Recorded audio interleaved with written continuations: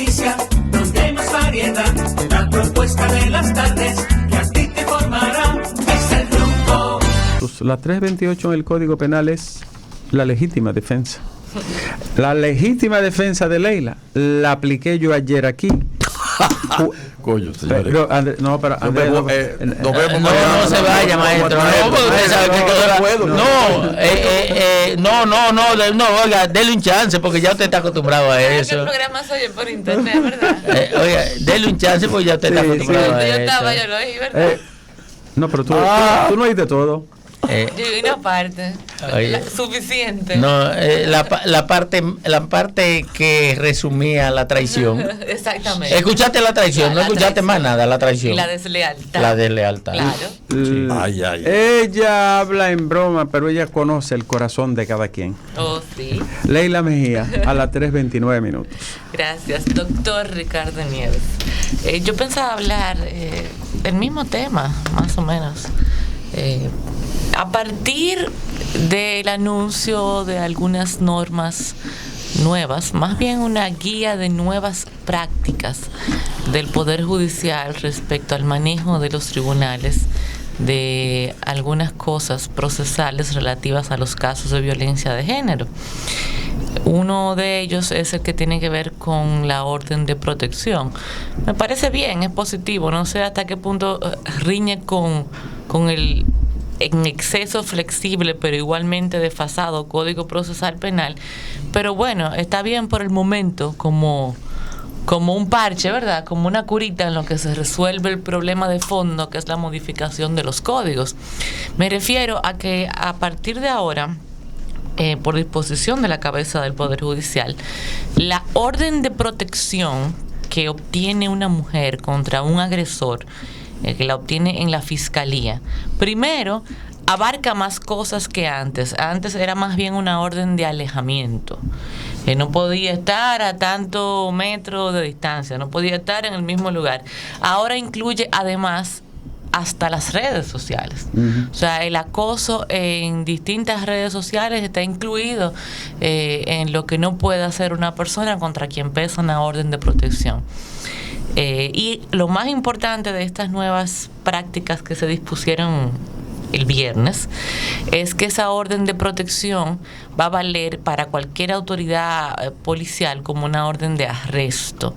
¿Qué tiene eso de importante? Que hasta el día de hoy, cuando una mujer tiene una orden de protección y un hombre, un agresor, simplemente viola la orden de protección, ella tiene que coger mucha lucha para ir donde un fiscal, ir donde un juez, para decirle y demostrar pruebas de que él violó la orden de protección para que entonces salgan a buscarlo.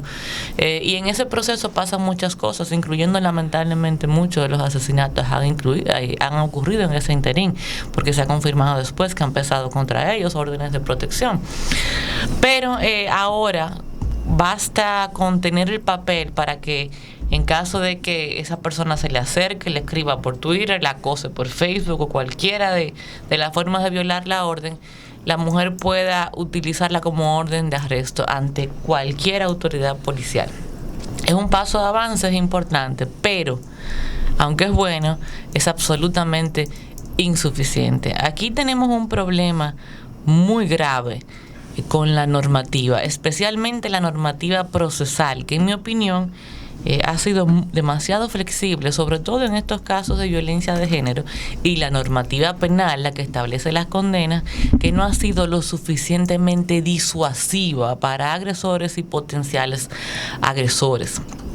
El Congreso, los legisladores, creo que no tienen idea de la importancia que tiene el rol que ellos podrían y deben jugar en este problema de la violencia de género con la modificación de estos códigos. Por ejemplo, ese caso que menciona Ricardo, de la señora que fue apuñalada 15 veces en Nagua.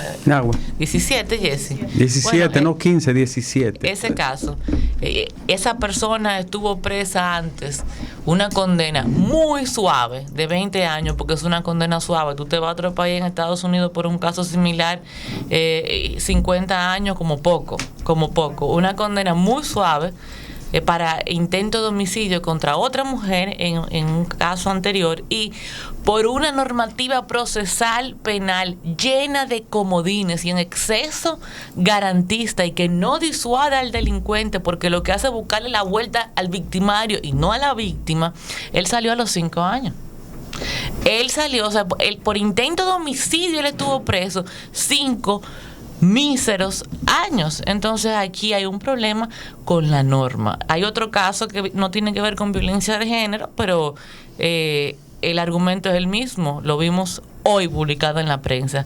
El sacerdote que violó a un muchachito. ¿Ustedes lo vieron? El de La Vega. Exacto. Lo condenaron a 10 años y él tiene 37 años de edad. 10 años. No era a un chiquito, a niños sordos. Sí, pero a él lo procesaron por uno. Pero ahí hubo una debilidad del Ministerio Público tremenda. Dicen los jueces también. Porque sí, es que no presentaron nada. Dicen los jueces, porque también hay un tema de que entre fiscales y jueces se viven cargando el dado unos a otros para lavarse las manos de su propia irresponsabilidad. Y a veces uno no sabe en cada caso en concreto cuál fue que falló de verdad, si el juez o el fiscal. No nos queda claro, sino entre ellos se viven pasando la bola. Pero el punto es que le dieron 10 años. ¿Y qué significa eso? Que en el mejor de los casos, que el caso excepcional de que él cumpla los 10 años, que aquí no ocurre así, porque aquí la excepción de que salga la mitad de la pena se ha convertido en la regla. O sea, la probabilidad más alta es que él salga a los 5 años. Pero en la muy excepcional circunstancia de que él salga a los 10 años cumplidos, él va a tener 47 años de edad. Sí. Va a ser un hombre joven. Sí, eso es que se cumple a plenitud. Eso es lo que te digo, que eso sería excepcional. Entonces, eso es disuasivo para otro que esté haciendo lo mismo, que tenga deseo de hacer lo mismo para un potencial agresor.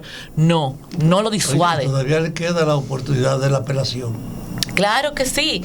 Y un elemento importantísimo que yo te lo comenté a ti ayer, Ricardo, lo he publicado en Twitter, pero voy a insistir hasta que me canse. Que es un elemento decirlo, que puede tomarse en cuenta con el caso de Nagua, ¿no? Claro, con la mayoría de los casos de violencia de género, con la inmensa mayoría, la reincidencia. O sea, esto que voy a decir es algo que no hay que ser abogado ni saber de derecho para entender, que es lo lógico, ¿verdad? Si usted tiene un delincuente que ha sido reincidente y que delinque y que lo someten y que sale y que vuelve y delinque, cuando llega el caso de esta persona y usted, juez, ve que esa persona es reincidente, la lógica indica que en medida de coerción la prisión debería ser automática. Que ahí no se debe investigar que si hay arraigo, que garantía económica, nada de eso. Debería ser automática, como lo es en otros sistemas. Sin embargo, aquí no está así en el código. Aquí el código permite que al reincidente le sigan dando fianza, le sigan dando prisión domiciliaria, y por consiguiente vemos muchísimos casos de estos que han pasado en ese grupo de las 67 mujeres del caso, de los casos registrados formalmente, porque yo creo que hay un subregistro con esos casos. Claro. Pero de los casos registrados formalmente de mujeres asesinadas, en muchísimos de esos casos, en mucho más de la mitad, los agresores eran reincidentes y volvían y los soltaban, porque no hay un código que obligue al juez. Y reincidente en violencia. Claro. Que no necesariamente... Reincidencia criminal. Exacto, no necesariamente porque hayan matado, sino que le daban su paliza y su golpe y se quedaba así. Totalmente. Entonces, los legisladores no entienden lo que tienen en sus manos, o sea, la importancia del rol que ellos pueden jugar, que se sienten, por ejemplo, en el Congreso a revisar ese código y modifiquen algo tan esencial como eso. Miren, vamos a modificar el código y en esta parte vamos a decir que la reincidencia, en los casos de reincidencia criminal, la prisión preventiva en medida de coerción debe ser automática, y yo estoy segura que eso haría un cambio mucho más importante que estas guías de buenas prácticas que anunció el Poder Judicial. No obstante, no es que me parece mal, está bien,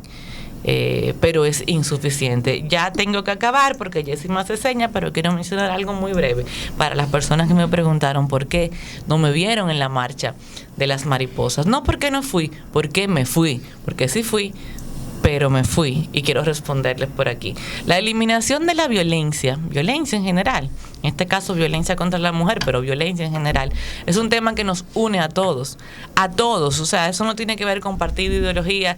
Yo creo que sería absurdo encontrar a alguien que salga a defender públicamente la violencia, a menos que sea el agresor, ¿verdad? Una persona con un problema psicosocial.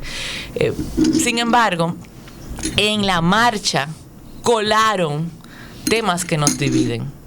O sea, la marcha se convocó por un tema que nos une y colaron temas de aborto, agenda LGBT, ideología de género y temas que nos dividen. Y cuando yo vi eso, muy parecido a la publicidad engañosa, dije, no, para esto no es que yo venga a marchar. Entonces me fui. Esa es la razón por la que no me vieron allá, porque yo tengo que ser coherente con las cosas en las que yo creo. Y nada de eso, claro, de lo que vi, tenía nada que ver con aquello por lo cual en principio yo fui convocada para ir a la marcha de las mariposas. Donde surge la noticia, donde hay más variedad, la propuesta de las tardes que a ti te formará.